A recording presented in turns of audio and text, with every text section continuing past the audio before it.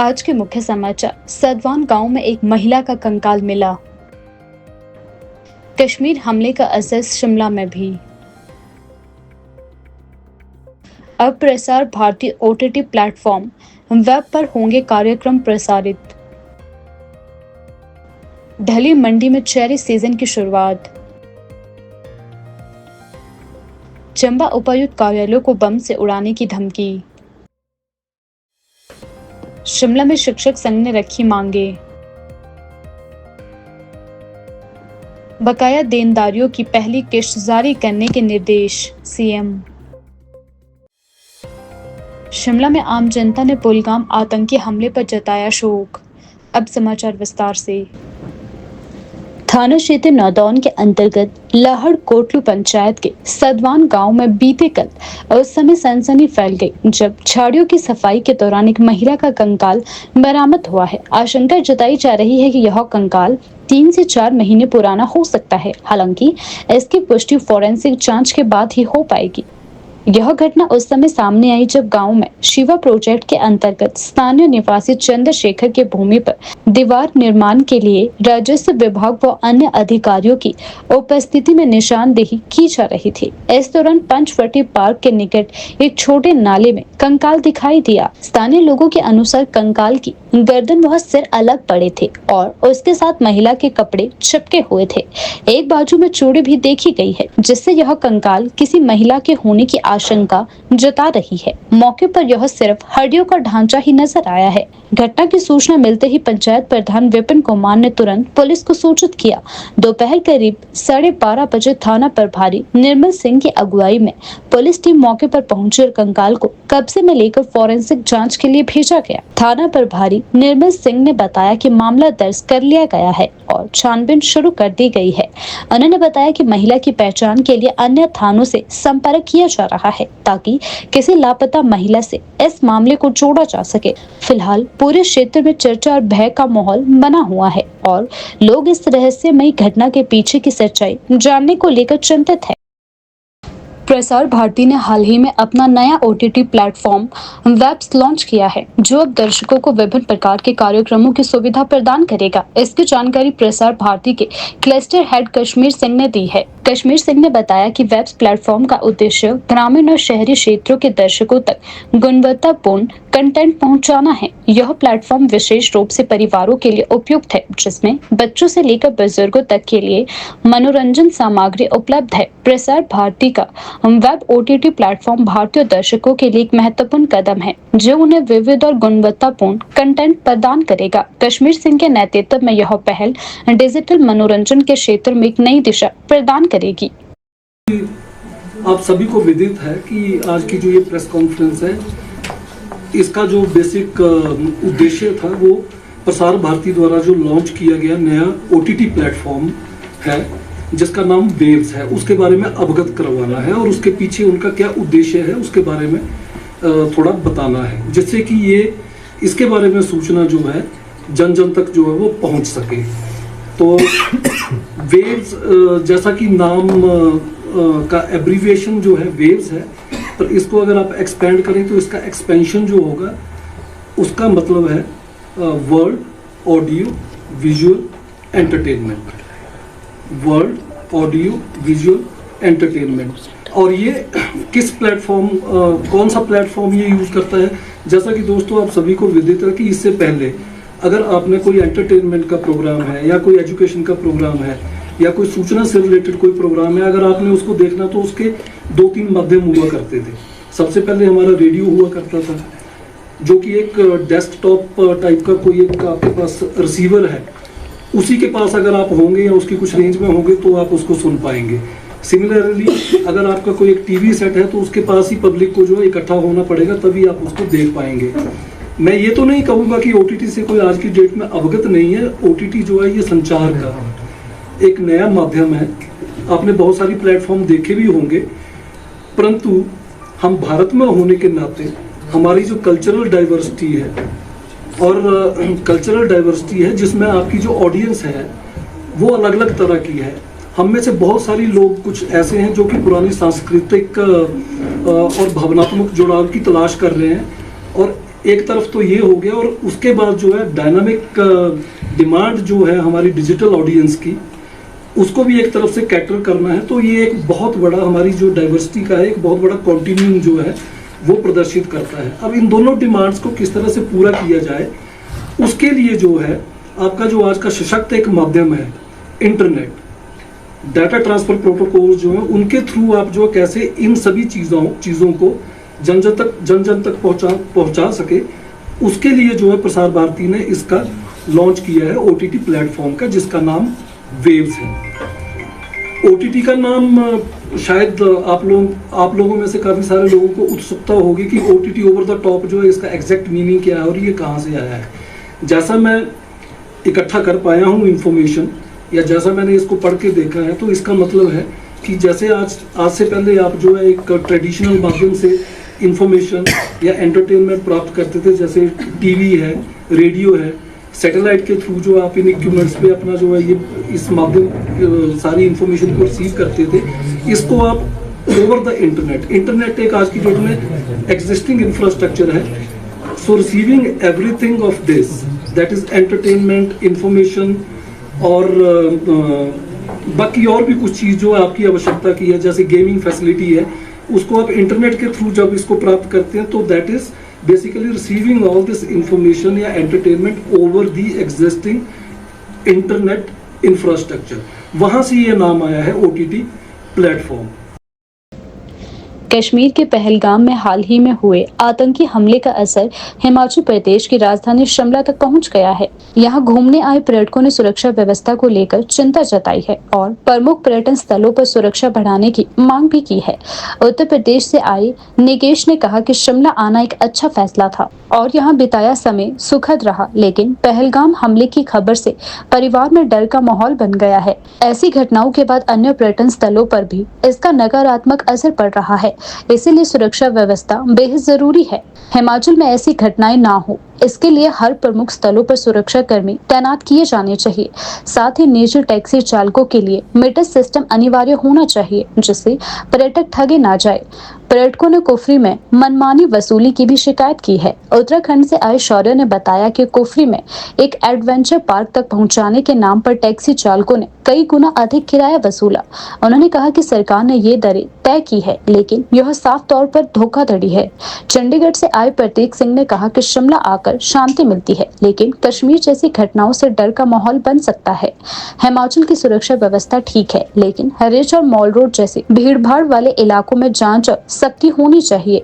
पुष्पा चौहान ने कहा कि यहाँ आकर अच्छा लगा, लेकिन देश के हालात को देखते हुए अब हर जगह जाने से पहले डर लगता है। पर्यटकों की सुरक्षा के लिए कड़ी व्यवस्था होनी चाहिए और लोगों को सावधानी बरतनी चाहिए। पर्यटकों की ये प्रतिक्रिया बताती है कि प्राकृतिक सौंदर्य के साथ साथ अब सुरक्षा भी पर्यटन का अहम हिस्सा बन गई है।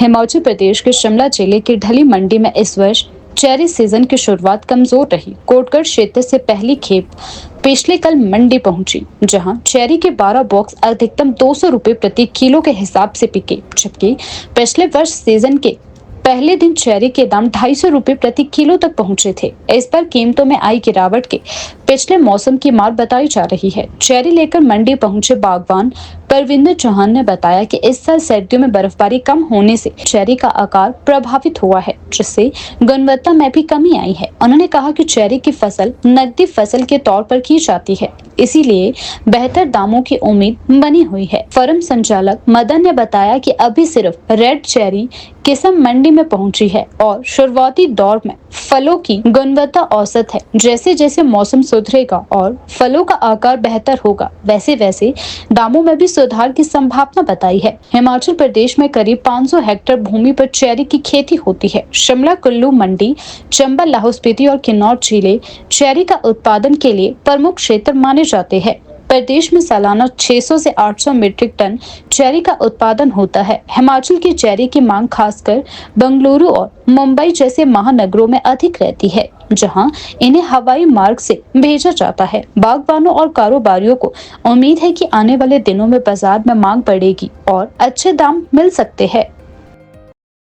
हिमाचल प्रदेश के चंबा जिले में उस समय अफरा तफरी मच गई जब उपायुक्त कार्यालय को बम से उड़ाने की धमकी भरा ईमेल प्राप्त हुआ है। जैसे ही यह सूचना प्रशासन को मिली, आनन फानन में उपायुक्त कार्यालय को खाली करवाया गया और सुरक्षात्मक कदम उठाते हुए पूरे इलाके को घेर लिया गया। पुलिस और बम निरोधक दस्ते ने मौके पर पहुंचकर तत्काल जांच शुरू की। कार्यालय परिसर और उसके आसपास क्षेत्र की गहन तलाशी ली गई। हालांकि प्रारंभिक जांच में कोई विस्फोटक सामग्री नहीं मिली है, लेकिन सुरक्षा व्यवस्था को और कड़ा कर दिया गया है। चंबा में मिली धमकी की गूंज इसीलिए भी गंभीर मानी जा रही है क्योंकि इससे पहले भी हिमाचल प्रदेश के मंडी जिले के उपायुक्त कार्यालय और राजधानी शिमला स्थित सचिवालय में मुख्य सचिव कार्यालय को इसी तरह की धमकी मिली थी। दोनों ही मामलों में ईमेल के जरिए बम से उड़ाने की चेतावनी दी गई थी। हालांकि उस समय भी कोई विस्फोटक वस्तु बरामद नहीं हुई है, लेकिन बार बार इस तरह की घटनाएं सामने आने से प्रशासन की चिंता बढ़ चुकी है। ईमेल से मिली इस ताजा धमकी के बाद राज्य की सुरक्षा एजेंसियां सतर्क हो गई है। साइबर क्राइम सेल को भी जांच में शामिल कर लिया गया है ताकि धमकी देने वालों की पहचान की जा सके। ईमेल की लोकेशन और आईपी एड्रेस का पता लगाया जा रहा है। पुलिस सूत्रों के अनुसार यह जांच काफी गंभीरता से की जा रही है और जल्द ही धमकी देने वाले तक पहुंचने की उम्मीद भी जताई जा रही है। घटना के बाद आम नागरिकों में भी दहशत का माहौल है। राजकीय प्राथमिक शिक्षक संघ हिमाचल प्रदेश ने आज शिमला के प्रेस क्लब में एक पत्रकार वार्ता का आयोजन किया। इस दौरान संघ ने राज्य सरकार से अपनी लंबित मांगों को शीघ्र पूरी करने की अपील की है। संघ के पदाधिकारियों ने बताया कि शिक्षकों को लंबे समय से वेतन, विसंगतियों, समय पर पदोन्नति और सेवा शर्तों में सुधार जैसी समस्याओं का सामना करना पड़ रहा है। उन्होंने कहा कि अगर सरकार जल्द सकारात्मक कदम नहीं उठाती है तो संगठन आंदोलन की राह पर जा सकता है। संघ ने सरकार से शिक्षकों के हित में ठोस निर्णय लेने की मांग की है और शिक्षा व्यवस्था को मजबूत बनाने के लिए मिलकर काम करने की इच्छा जताई है। संघ ने यह भी स्पष्ट किया कि उनका उद्देश्य केवल अपने अधिकारों की मांग करना नहीं, बल्कि हिमाचल प्रदेश में गुणवत्तापूर्ण शिक्षा को बढ़ावा देना भी है।